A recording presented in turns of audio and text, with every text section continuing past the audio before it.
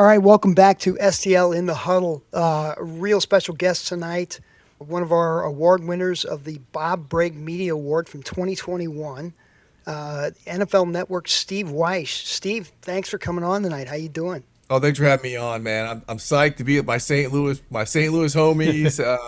Chat a little hometown. It's been a while. Been out in LA for a long time, so this is good catching up. All right, How has it changed you? How has it changed me? look at him. I have to chip ice off the Exactly. windshield. All I'm right, I'm I'm living, gonna. I'm living a much more comfortable, fit life. Sherry and Ken, I've got to get this out of the way. All right, we're St. Louis people. Steve, where'd you go to high school? Parkway South, baby. There you go. Patriots There's the class St. Louis question. 1984. I think I was the eighth graduating class at Parkway South. Like we're celebrating the 250th this year, right? Yeah. Parkway South, the Patriots, because it opened up with the bicentennial year. Oh, Hey, Nickname so for what? you. Patriots? Is that what they're called? Yeah. Okay, Yep. and Howard University was the Bison, right? The Bison. Okay, so they have a commemorative stamp, 250 years celebration, and it's the Bison. Isn't that ironic? How about that, man? There's a common thread. We're not even 6 degrees of separation. Are we? all right, all right. One more. I've got to get this out of the way. Are you a JFL guy? Yes. I played for Okay. Bonham, right? I don't even think Bonham exists anymore, which is heartbreaking. But we played our games in the outfield, our home games at the Baldwin Baseball Stadium. Yeah. Right over there. I know the baseball stadium is still over there, but Right. yeah, Bonham. It was great. Played on some great teams as well. Tough to So beat. we've got Ken and I were talking about this before the show. Ken played for LBA. I played for South County. And I said I think Steve was a Bonham Steve guy. was a Bonham Man, guy. the Seahawks. You guys were tough, dude. Oh man, I like I playing you remember. guys. I remember playing a lot of those games at Bonham in the outfield. That Yeah. was crazy because that was on their big main. That was their American Legion height, and we were tearing that thing up. It's all right. It regrew. Exactly. over the winter. Exactly. So, Steve, how do you go from being just a humble St. Louis guy at Parkway South to just a dream gig on the NFL Network? That's so cool. Yeah, well, I'd like to consider myself still humble. I mean, those of us who grew up in the Midwest, we learn certain qualities. I think you all probably would agree that we're very kind to people. We'll help out our neighbors. No one has to ask us to shovel the snow or to pick up the leaves. After the fall, we'll just go ahead and do it. So those qualities have always been, part of who I am. And, it was a long journey, but, just the abbreviated version, started out at University of Missouri, transferred to Howard, graduated with a journalism degree. Was in the newspaper game for about 15 years, broke some really big stories. And in 2008, when I was at the Atlanta Journal-Constitution, and doing some freelance work for ESPN, NFL Network called and offered me a job. And this is back when we were only in about 15 million homes. Like we had very few on-air talent. So I did the jack of all trades, where the writing came in, writing for NFL.com and doing sidelines for games and pregame and studio stuff. So I was very prepared. I was probably in my early 40s by the time I got there. So it wasn't as if I just graduated college and was kind of gifted this position. A lot of work went into it. You are very versatile. Yeah, I mean, and look, it's great because in today's media, you have to be with so much of the scaling back of media company, everyone's buying everybody, scaling back in terms of on-air personnel. So the fact that I wrote for so long, at the Richmond Times-Dispatch, the Miami Herald, the Washington Post, the Atlanta Journal-Constitution, the fact that I had that journalistic foundation, which started at the Treaty newspaper at Parkway South, where I was the editor-in-chief there, that really helped. And so that versatility, again, in today's media world, which is, it seems like it's getting more vast, but it's actually shrinking. It really helps kind of keep me afloat a little bit, because if you're just a singular aspect, just a host or just something like this, you're vulnerable, unless you're just widely popular.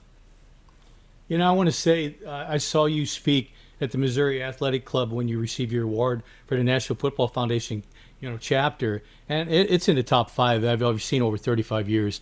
I really think he delivered a great message, and very graciously, it was just awesome. But so how do you, I know you're a big family guy too, how do you juggle being an NFL guy, traveling all over the place, family? I mean, tell us what your secret is.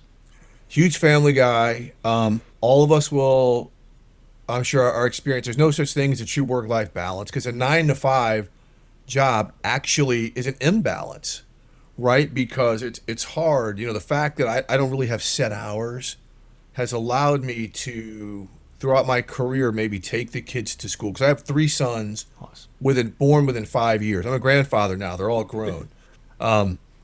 But I could drop them to school. I used to cover the NBA. Drop them to school, go to the practice in the middle of the day, be back to pick them up from school. But then when I would go on these 9-day road trips, and this was I was working in D.C., I'm going to Portland and Utah and Seattle and places like that.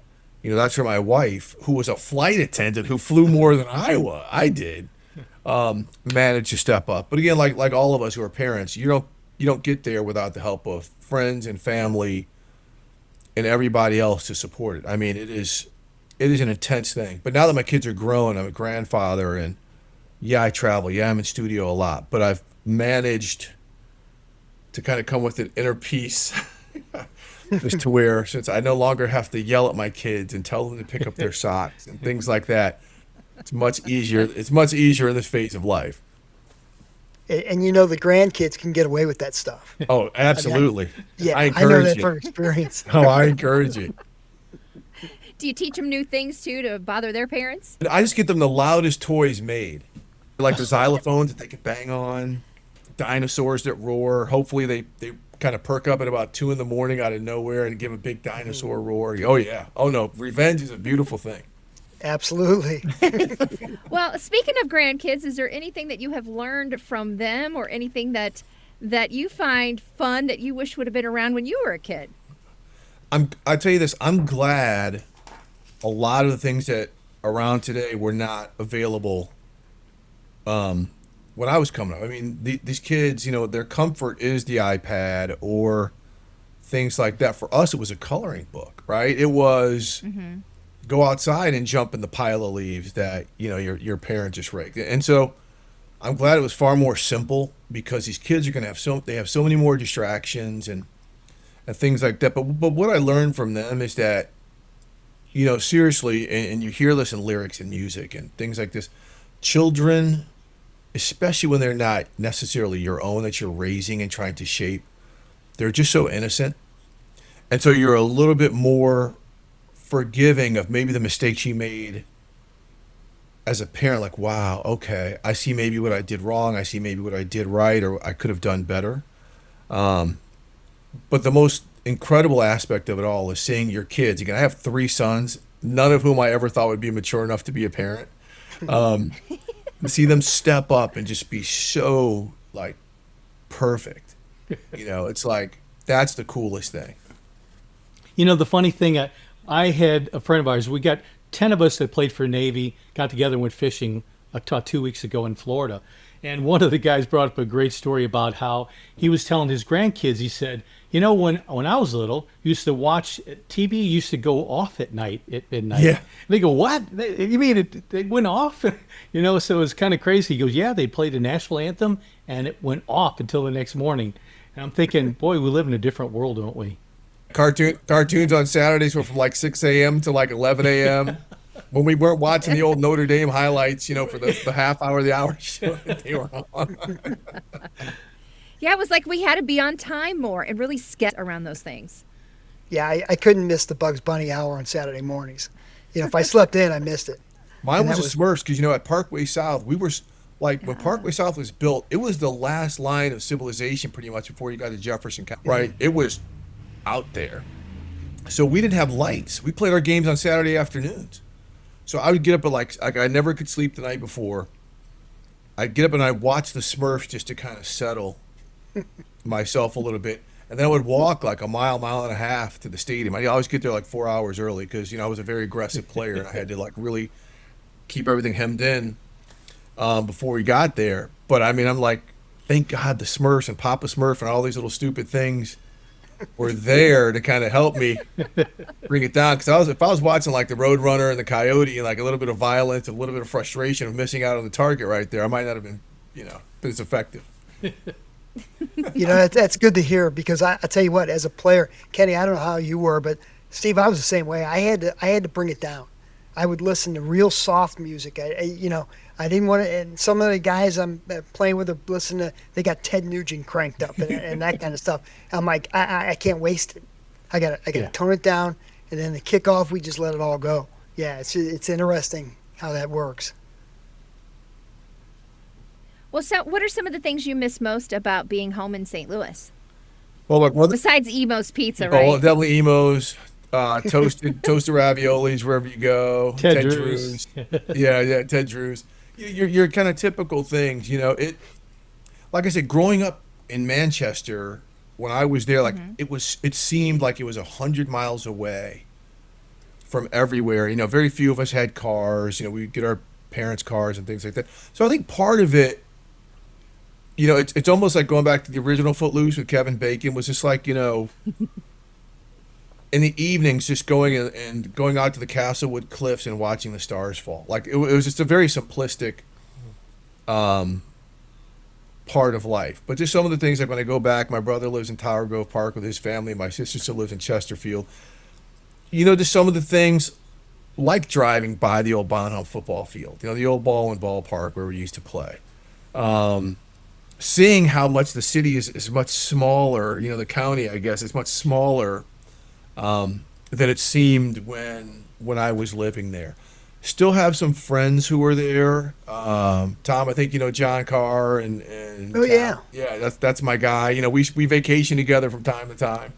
But it was just some of the really, really good memories that I had growing up. And by the way, people may sound crazy, I do miss White Castles and Noggles. Yeah. This is not around anymore, right?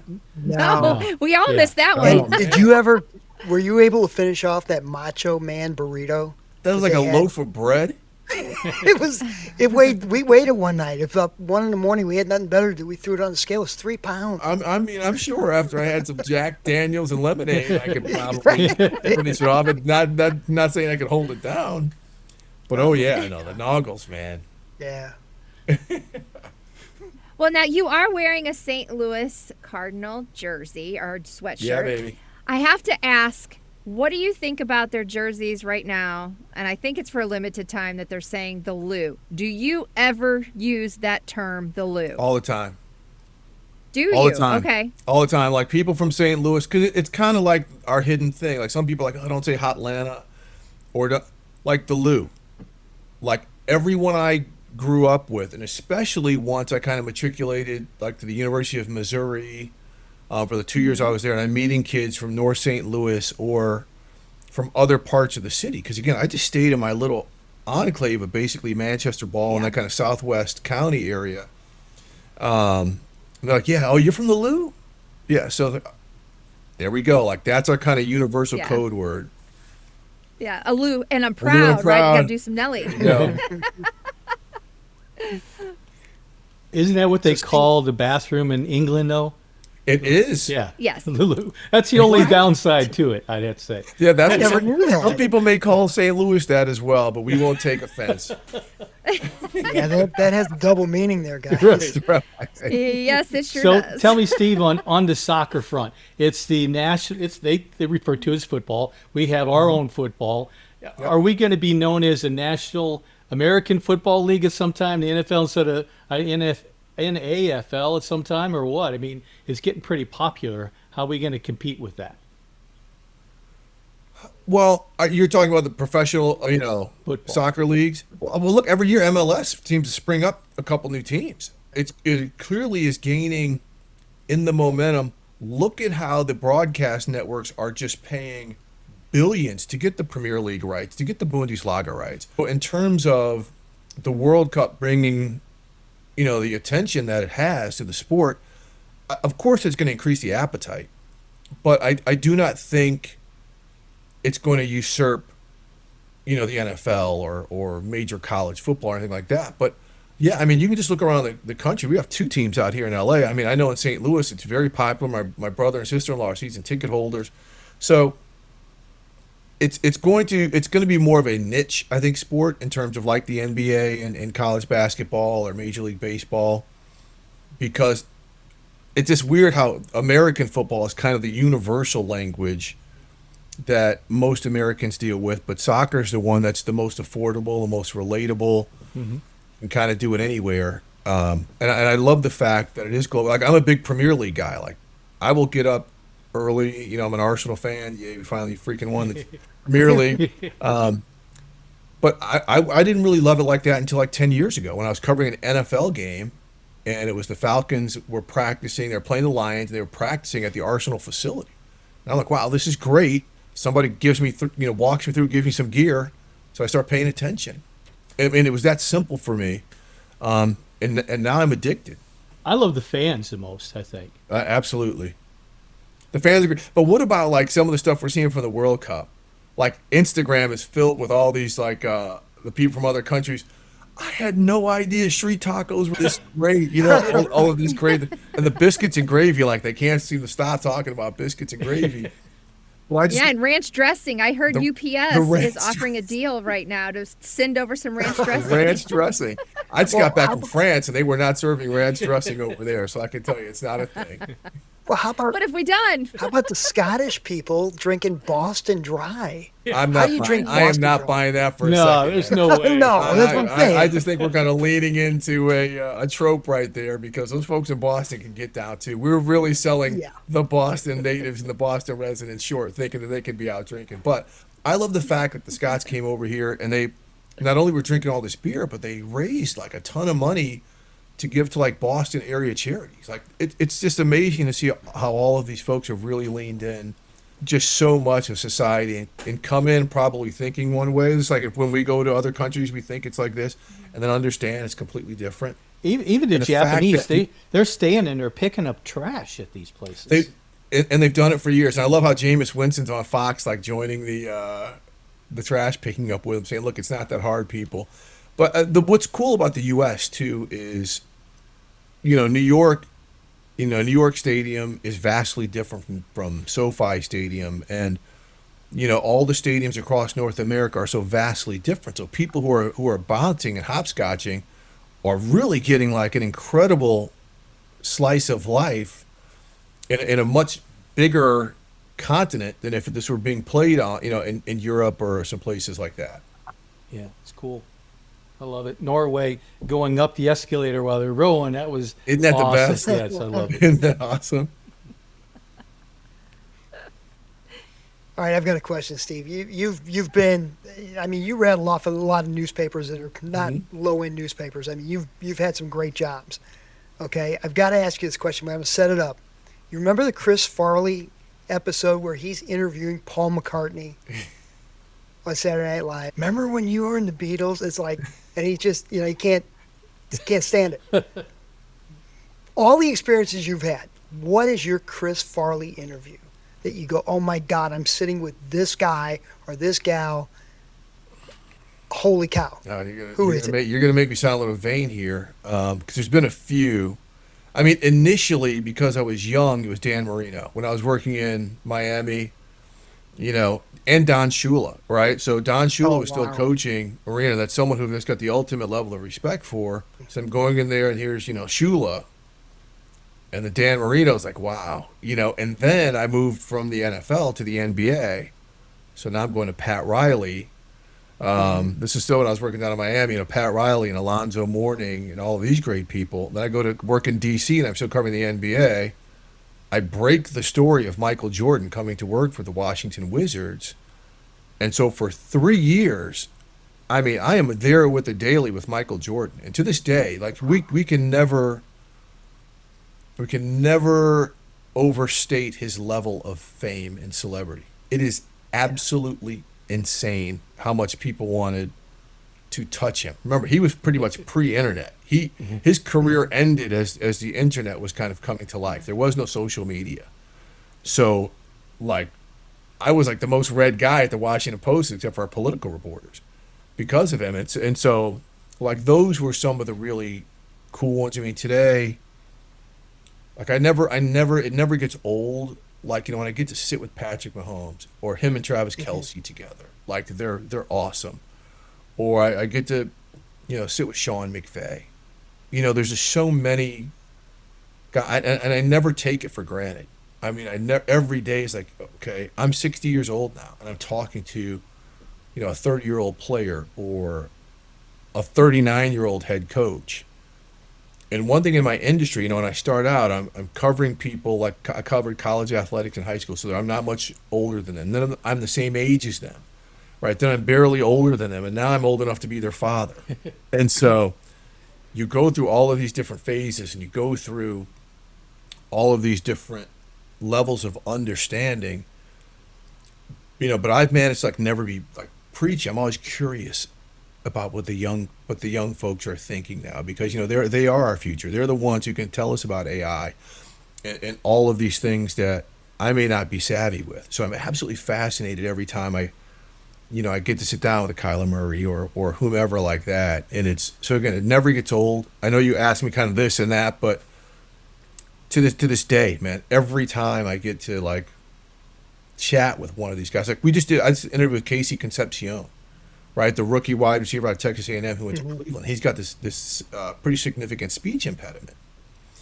And he was promoting, this kind of speech therapy thing he was doing. And it was just kind of really cool, like seeing someone as brave as him taking this on, using the platform that he has, playing in the NFL, and he's yet to play it down. To kind of talk about that. So, I mean, I'm like, wow, like this is real life, man. This is a guy who's like 22 or 23 years old, who's probably had to go through a lot of stuff. I'm sure he's had to go through a high school coach like, well, you can't play quarterback because you can't get the call out. So you might as well play wide receiver. So he's tried to go through things like a lot of us haven't had to go through that we don't think about until we get in a situation like when I get to sit down and talk with someone like that. Wow. You've met some great people. I remember we played Pittsburgh one time when I was with Navy football, and we were at Pittsburgh actually winning the game, and then their starting quarterback went down, and some freshman named Dan Marino comes walking in, and we were thinking, oh, we got this game, and he just shredded us. He's just ripping it up. Oh my gosh. Unbelievable. That's one of those deals on the scouting report. They go, look, whatever you do to the starting quarterback. We had no There's a idea. cat behind him tough, It's interesting when you see things like that. When I was at Missouri, I was redshirted down there, and this is back when it was the Big Eight. Oklahoma had Brian Bosworth and Tony Casillas. Troy Aikman was on the team. Nebraska had Mike Rozier and Turner Gill and all of these guys. And, it was just really, really cool to kind of see that, and using the experience I had for the 2 years at Mizzou now, like through my career, as a journalist, being able to ask questions in a way where I know some of these guys understand. Okay, I'm asking a question where they're like, okay, Steve knows what he's talking about a little bit because I've been there. It was a long time ago. But I mean, that helps as well, just kind of like the story you just told about Marino. All right. So do we have time for one more question? Yeah, I've got time, man. You guys asked me to do this. Sherry, what do you think? No, How we looking? No, I think especially and now I have a question for you too, Steve, because, with all the experience you have, how difficult is it for you now to read someone else's work, for you to watch someone else's interview? Do you find yourself like, oh, I want to help them. What are they doing with everybody becoming social influencers? It's weird. I rarely find myself doing that because certain people have really mastered, like, hey, if all I'm doing is being an Instagram reporter, like some people have really nailed it. Like that's their thing. Other people, it's like, it's not my thing, but I don't really judge people for like, oh, they're not upholding their journalistic integrity like a lot of folks do. Like the one thing we find in today's world is there's echo chambers all over the place, right? And people want to see what hear what they want to hear, see what they want to see. If it is a young person, there's several young people that I mentor, and I'll be like, hey man, every time I'm watching you, it sounds like you're reading to me. Be natural. The camera is a friend. Talk to the camera. If you're reading a prompter, read it 3 or 4 times before you go on air so you can just have a conversational cadence. It's something I had to learn to go through. Like I don't read prompter. I hate teleprompter. It's a crutch I just don't go with. I use, what I have, my knowledge, my preparation, and let's go. If I mess up, I mess up, but my stuff is authentic, and nobody prepares more than me. And so, again, there's some people I may not agree with it. But I have realized that, again, there's more than Neapolitan ice cream out there. You got 33 flavors, 51 flavors for people, and somebody likes what this person is doing, whereas other people may not. Do you know Mike Claiborne by any chance? I don't. Okay, so he's an announcer here in St. Louis. A great guy. You ought to meet him. You'd really like him. You guys, can Cardinals you see these announcer. personalities Okay. together? He had said when we had him on the air, it was a great line. He said, "Hey, let's just have a conversation," and we did, and it was an excellent episode. So yeah, I hear you. What you're saying, it's good advice. Yeah, no longer are you hearing the TV voice deliver. Like people are just speaking who they are, and that's why someone like Yeah, and that's why someone it's like changed. Mina Kimes. I think the sun, rises and falls with her. I think she's absolutely brilliant. She's brought this incredible, analytical thinking. I'm coming from way over here. Like, man, I wish I would have thought about that. And she's just talking to me, and it's like, man, she's great. And the casting of that NFL live show is like so spectacular because you have all these different people, and I just kind of like where things are at that point with that. Instead of we have to hit the certain rhythm, we have to hit this, we have to talk in a certain tone and keep it moving. Some shows do that, but I'm just much more. People they want to feel like they're part of the conversation. Yeah, I've spent many years in radio, and it's like anytime you hear silence, I would like have nightmares about it. I'd be like, "Oh my gosh, something's wrong. We're off the air. Oh my gosh!" And I panic when I get quiet. So Sherry said, yeah, exactly. So I've got to ask you, getting back to the football aspect of things, you go back to your JFL days, your high school days, your college days.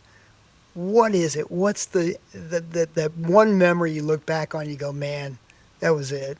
What was the best moment you had in football? Ooh, this is a great one. Well, God, I'd probably have to say my junior year. Okay, so Parkway South again is a new school, and the class ahead of me, undefeated as freshmen, undefeated as JV.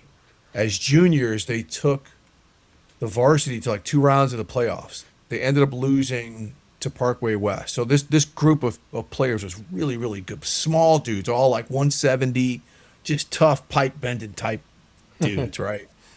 And so I come in the next year, and the way they played straight option football. Well, I was always a quarterback. And so now the coach is like, hey, we got this great big dude. He can run it. He can throw it all over the yard. We're changing the offense. Well, I was the only new guy, and we lose our first 3 games. And it was me because, they changed blocking schemes. A 170-pound guy is not going to be able to block a 220-pound guy. That's why the option football worked. You had guys that play assignment football. He played in Navy. Yeah. And so we're 0-3, and we were supposed to be really good, and everyone is looking at me. I'm the first black quarterback at my high school, one of the few black people in Manchester, Missouri, and I am walking around in absolute fear. Real popular kid, I'm walking around like I'm the reason why, and everybody hates me, and I'm hearing all the whispers from the parents. And so one day the coach was like, we played Lafayette, and I was horrible, man. I think I threw like 3 interceptions. I was just panicking. I flipped out. The coach, we're making a change, and I was like, thank God. So they moved me to defensive end, position I've never played since I was 9 years old. We're playing Webster Groves. They're 3-0. They've got like 3 D1A guys on there. Night game. And I have the game of my life. Right? I am just as disruptive as anybody as you've ever seen on the field. I am blowing up passes. I'm forcing fumbles. I'm getting sacks. And we win the game. We upset them. And I'm like, man, if I could just rekindle that stroke of absolute luck of not knowing what I'm doing, playing my heart out because I really felt like I was letting my teammates down, the coach having faith in me not to just completely bench me, like, wow. And then the next day I start getting letters from like Michigan State, Florida State, and everybody, and Missouri. So that kind of set me on my path. But just how a stroke of bad luck turned into dumb luck. Really, that's one of those things, butterfly effect moments like, wow, that was really, some childhood, teenage, like, wow, this just absolute joy, man. That's awesome. And you know this as well as anybody. Playing defensive end and doing it for the first time, you didn't have to think about anything. You just went out and played football. You know. I was making mistakes all over the place. I'm sure if I went back and looked at the film, Yeah. I wasn't reading the tight end's head and collapsing down, and I'm letting my inside linebacker get blown up, and I'm making a play. So, but it was tough, and I eventually learned it, and that was my position. That's what I ended up going to Missouri to play. I wasn't very very good, but just total dumb luck. And you had it was Coach Powers, right? Warren Powers. Okay. Yeah, I still keep in touch with why I blame Jim Donnan. He ended up coaching at Georgia and Marshall. Jim Donnan was our quarterback coach, so he would see me all the time on scout team. And to this day, I would call him. Jim's probably in his early 80s, and I'll call him like, "Hey man, I'm watching this team doing this option look, and this and that. What are they trying to do here? Here's the clip and blah." And he's telling me this and that. So he's on air. I'm going on air, and he's making me feel smarter. So that's just like some of those connections. He went on to be the OC at Oklahoma when they were winning all those national championships with Jamel Holloway and those guys. And so, those are some of the cool relationships that I have. Lastly, I want to congratulate you on the Black College Football Hall of Fame. That's man, awesome. thanks. Was that an honor or what?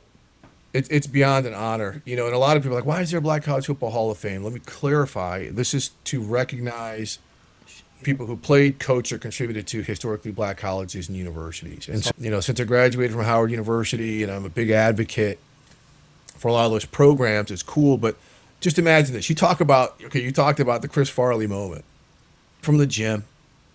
I get a call. It's James Shaq Harris, right? The legendary quarterback. He used to be with the Rams, the first black quarterback to ever start a season as a starting quarterback in pro football, back with the Buffalo Bills in the AFL. He calls me, "Hey, man, where are you? I've come back from the gym. Hang on a second. I'm patching in Doug Williams." Doug's calling me, right? So I got these two legends. Doug Williams is my hero. He is my absolute hero. And they're calling like, "Hey, I'm on the selection committee for the Hall of Fame, right? I picked the guys going in, so I'm thinking we're talking about the class. Like, hey, there's one more guy we're putting in, Steve Wyche, and this and that." I'm like, "Who?" And it took me like a minute. I'm driving through LA, like, wait a second, let me find a place to pull over. What are you talking about? And they sandbagged me and put me in. So it was really cool because the guys I went in with as well, like Nick Collins, the former Packer safety. He would have been in the Pro Football Hall of Fame, but he had a neck injury after 6 years. He's in the Packers Ring of Honor. Imagine that, Packers Ring of Honor. He only played 6 years. That's how good he was. Tyrone Poole, Super Bowl champion. Just a lot of great. Jimmy Smith, the great Jags wide receiver. So to be in that group, but sit in the same room with like Doug Williams and James Shaq Harris and Mel Blount and Larry Little and Art Shell, all these legends, is like, come on. Like I said in my speech, I'm devaluing the property. I don't know. But what was really cool though is like, my brother and sister came down from St. Louis. My mother is still alive. She lives in Atlanta. And that's why I actually said to myself, man, this kid, from Manchester, Missouri, like one of the only black kids in my town. A lot of real positive things happened, but a lot of reality types of things, I had to go through as well. And I wouldn't be here had I not experienced any of that. Like, it really made me who I am. It's one of those things you never really sit back too often and see yourself like all the good, the great, the bad. Like, it made you who you are, and I'm getting this incredible honor because of growing up in Manchester, Missouri, the way I did. I really would not want to grow up in any other way, any other place, with any other friends, people who didn't like me. It all really stitched the quilt together at that moment. Oh, there's a lot. Remember, there's 37 Pro Football Hall of Famers who went to HBCUs. So Yeah. there's a lot of great That's ones incredible. Man, oh man. Steve, I tell you what, I can't thank you enough for coming on tonight. there. I can't thank you enough for asking me, man. This means a lot. It's good to get to know another St. Louis. There you go. Well, it was a long shot. Steve and I met at the awards banquet because I got the Jim Otis Award that night. Just happened to be sitting next to each other and just kind of hit it off and became Facebook friends and chit-chatted from time to time. And I hit the like button on all his grandkids and kids stuff, and he did the same on mine. And I thought, you know what, this is a great guy. We need to get him on here. And man, you did not disappoint us in L tonight, Steve. And when we met Tom, we did an honor for Bob Brigg. I mean, that's a guy I grew up reading. Yeah. Like, wow, what an honor, to follow such a great journalist, and so many of the great journalists who've come from our great city. So, really, really big time. And I'm so glad you guys had me on. It's such a pleasure. And if I come into town, we're going to have to make our own, like, homemade Noggles. Yeah.